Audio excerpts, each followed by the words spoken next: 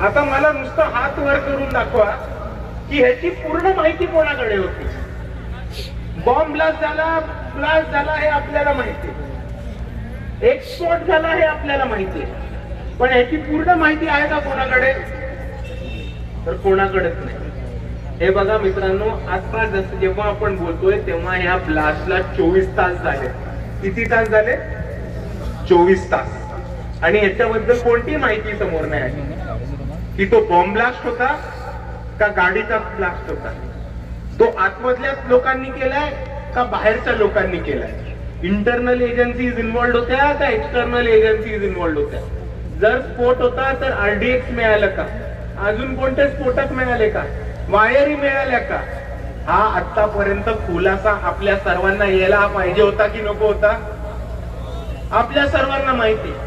Police इकडे उभेच, प्रामुख्याने ते सांगू शकतील प्रोटोकॉल काय. बॉम्ब ब्लास्ट झाला, स्फोट झाला, सगळ्यात पहिले SIT पोहोचते की नाही पोहोचत? स्पेशल कमांडो येतात की नाही येत? डेटोनेशन टीम येते की नाही येत? RDX आहे की नाही तपासलं जातं, स्फोटक मटेरियल तपासलं जातं आणि ताबडतोब त्याची माहिती दुनियाभराला दिली जाते. बरोबर की तू?